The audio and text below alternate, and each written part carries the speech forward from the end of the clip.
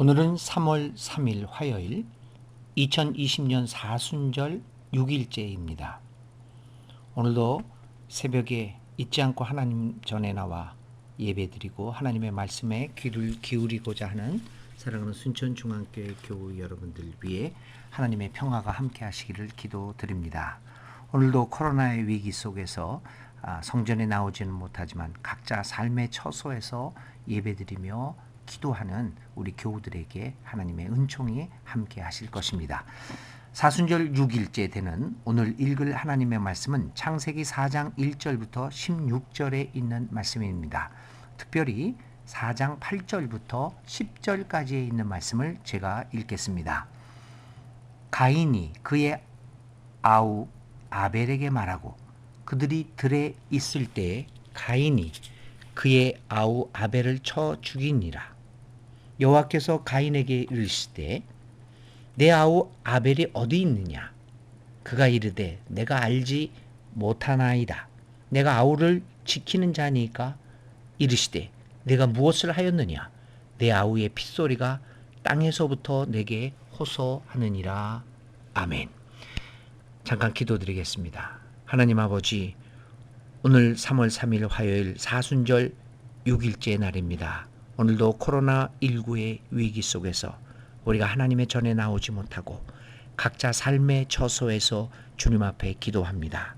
주님 앞에 기도드리는 우리 사랑하는 교우들의 기도가 하늘나라에 상달되게 도와주시고 주님 들어주시는 아름다운 힘찬 기도가 되게 하여 주옵소서. 비록 교회 성전에 나오지는 못하지만 우리가 각자의 삶의 현장에서 하나님을 힘껏 부르며 하나님의 기도하며 하나님의 삶을 살아내는 우리들이 되게 하여 주옵소서. 오늘도 잊지 않고 주님 앞에 나온 주님의 백성들을 기억하여 주시고 그들의 삶에 하나님의 은혜가 넘쳐나게 하여 주시옵소서. 예수님의 이름으로 기도를 드립니다. 아멘. 에덴을 나온 인간의 삶은 한동안 평온을 되찾은 듯 했습니다. 아담은 하와의 사이에 가인과 아벨을 낳습니다. 가인은 농사일을 하고 아벨은 양을 치는 목자의 일을 하면서 평온한 삶을 시작합니다.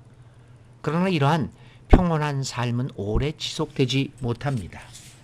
인간의 깊은 내면에 자리 잡고 있는 욕망과 죄는 결국 또 다른 파괴적인 결과를 가져오게 말았습니다. 인간은 결국 우리의 내면 깊은 곳에 자리 잡고 있는 이 죄성으로 인하여 파멸되고 마는 존재일 뿐인가. 깊은 회의를 가질 수 있는 사건이 이 창세기 4장에서 발생합니다. 어떤 일이 발생한 것일까요? 가인과 아벨은 자신의 노동의 현장에서 얻은 물질로 하나님께 제사를 드립니다. 그런데 이게 웬일입니까? 아벨의 제사는 받아들여지고 가인의 제물은 받아들여지지 않았습니다. 이유는 무엇인가요? 성경은 여기에 대하여 침묵을 지키고 있습니다. 단지 히브리서 11장에서 아벨이 믿음으로 더 나은 제물을 하나님께 드렸다고 언급할 뿐입니다. 여기서도 가인의 제물에 대한 언급은 나타나지 않습니다. 도대체 무엇이 잘못되어 가인의 제물은 받아들여지지 않았던 것일까요? 이처럼 가인의 제물이 받아들여지지 않은 이유는 명확하지 않습니다. 혹시 그냥 그런 것은 아닐까요? 가만히 생각해 보면 우리의 삶 자체의 문제가 아닐까요? 그렇게 발생하는 일상적인 문제가 아닐까요? 어떤 때는 받아들여졌다가 어떤 때는 받아들여지지 않는 이러한 일들, 그냥 그렇게 발생하는 우리의 삶의 일상적인 문제가 아닐까요? 많은 경우 우리들은 삶에서 발생하는 일들에 대하여 이유를 다 물을 수가 없고 또 그런 발생한 일들에 대한 이유가 없는 것도 많지 않습니까? 그러기에 우리는 삶이 신비한 것이고 그 신비 앞에 침묵을 지키며 진지해지지 않을 수 없는 것입니다.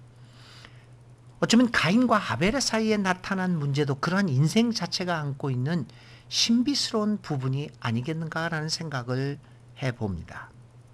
만일 그렇다면 문제는 간단해집니다. 가인은 오늘 자신의 재물이 하나님께 받아들여지지 않았던 사실에 대하여 이렇게 흥분하고 이렇게 가볍게 처신할 이유가 없었습니다. 사랑하는 교우 여러분, 오늘 안 받아들여졌으면 내일은 혹시 받아들여지지 않지 않겠습니까? 라고 하는 삶의 여유가 가인에게도 없고 오늘 우리에게도 없는 것이 아닙니까? 오늘 아니면 내일이 있다라고 하는 인생의 간단한 진리를 확신하지 못할 때 우리의 삶은 초조해지고 당황스러워집니다.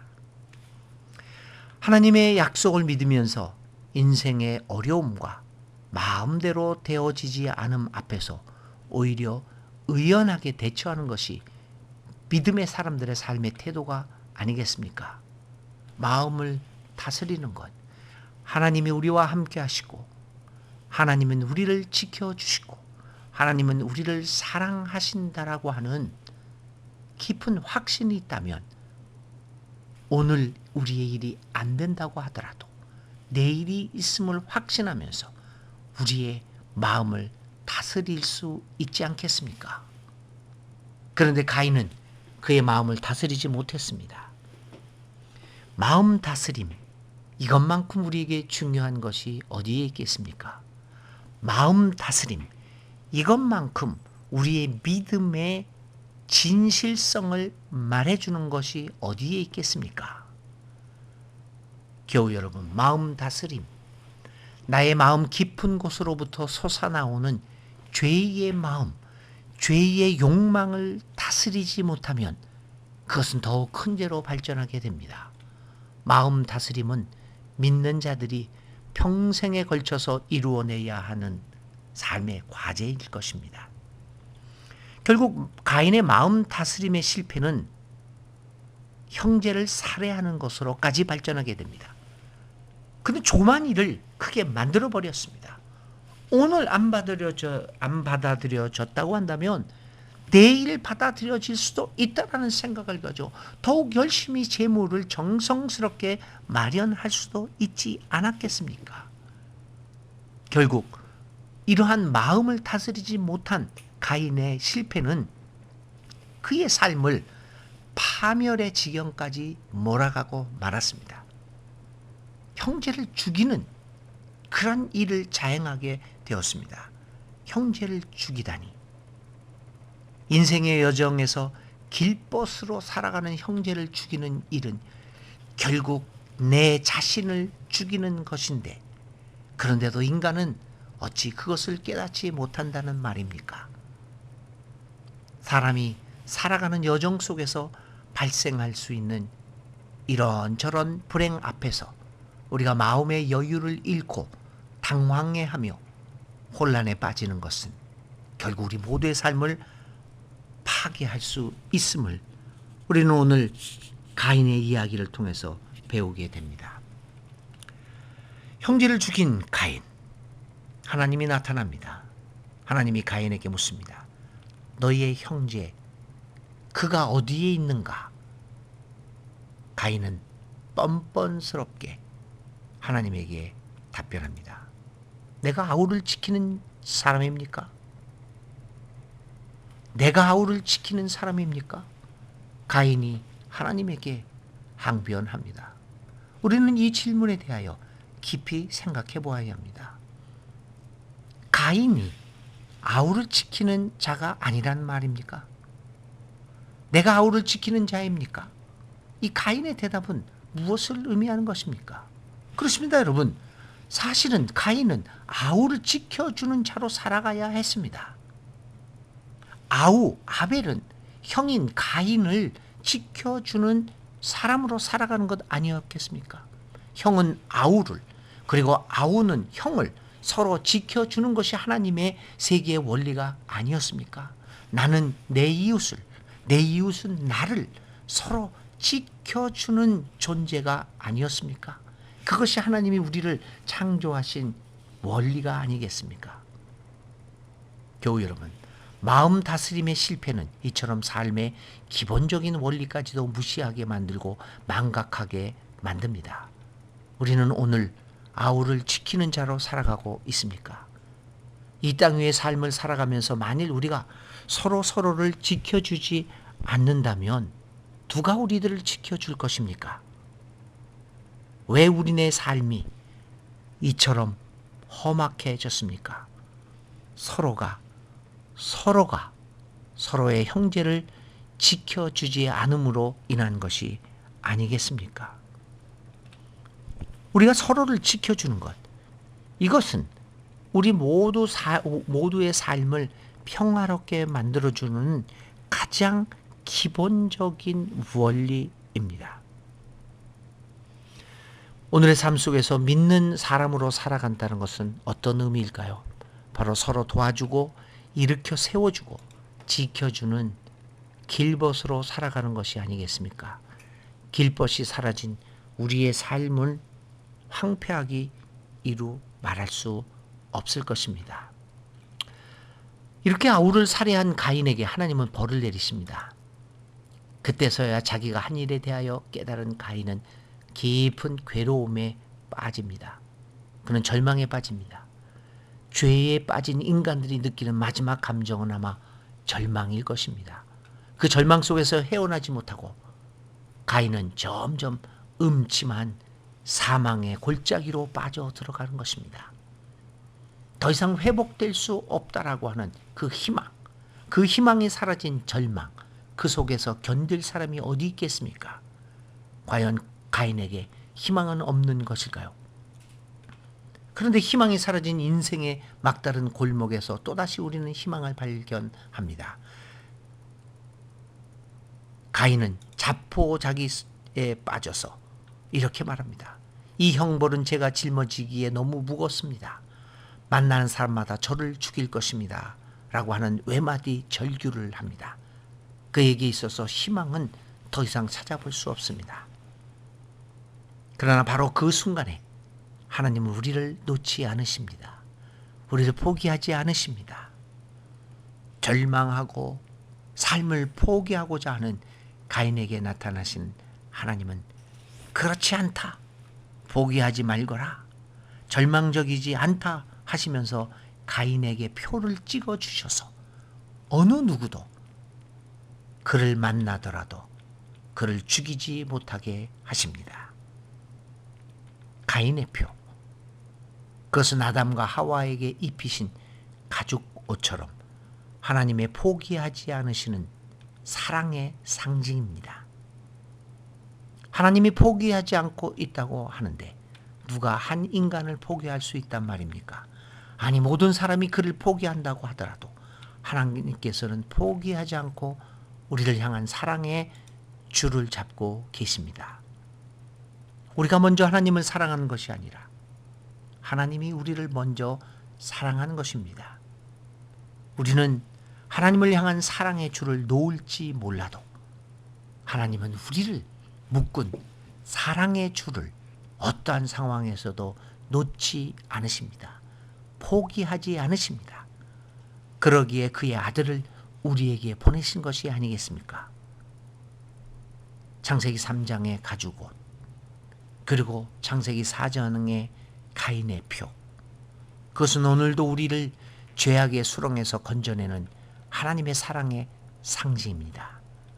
가죽옷과 가인의 표가 있기에 우리는 또다시 하나님 곁으로 돌아올 수 있는 명분을 찾는 것입니다.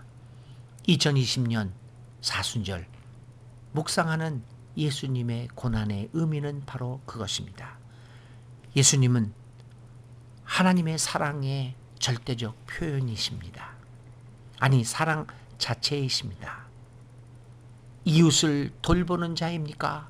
라고 반항하면서 이웃을 사랑을 포기하고 사랑을 저버렸던 우리 죄인인 우리들.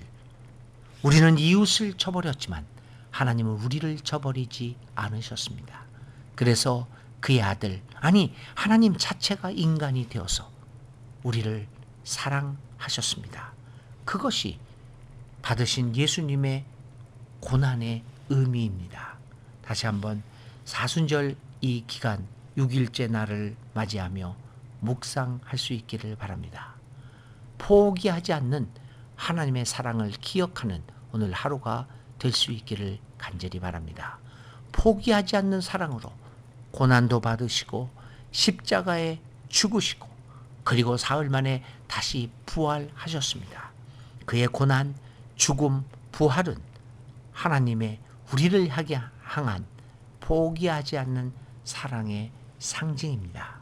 그러므로 오늘 사순절 6일을 보내면서 포기하지 않는 주님의 사랑을 명상하며 하루를 보낼 수 있기를 간절히 기도드립니다. 오늘 하루도 여러 가지 어려운 삶의 환경 속에서도 포기하지 않는 하나님의 사랑이 있음을 굳게 확신하고 하나님 앞에 감사하며 우리의 이웃들을 돌보는 이웃들을 향한 사랑을 다시 생각하는 우리 사랑하는 순천중앙교회 모든 교우들이 되시기를 바랍니다. 오늘 하루도 주님의 깊은 사랑과 인내와 주님의 희망, 주님의 사랑의 줄이 여러분들을 하나님께로 묶어내는 귀한 하루가 될 수 있기를 간절히 기도드립니다. 오늘의 기도 드리겠습니다. 사랑의 하나님, 하나님을 사랑한다고 하면서도 정작 어려움을 당한 이웃을 외면하고 위기를 모면하기 위해 거짓 변명을 했던 나를 용서하여 주옵소서. 내 주위의 형제 자매를 사랑하는 일은 그들을 지키는 일임을 알게 하시고 그것이 하나님께서 기뻐하는 일임을 잊지 말게 하옵소서. 하나님의 사랑이 우리를 포기하지 않는 것처럼 우리도 이웃들을 향한 사랑을 포기하지 않는 하루가 되게 하여 주옵소서. 오늘도 코로나19에 걸려서 감염되어 고생하고 있는 환자들 위해 그들을 위해 치료에 온갖 힘을 당하고 있는 의료진들 위해 정부 당국들 위해 모든 사람들 위해 교회 위해 주님의 은총이 함께 하시기를 간절히 바라며 예수님의 이름으로 기도를 드립니다. 아멘.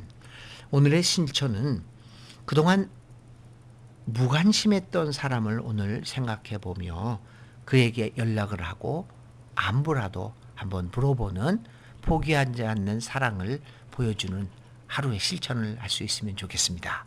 주님의 은혜가 오늘 하루도 풍만히 임하시기를 간절히 기도드립니다.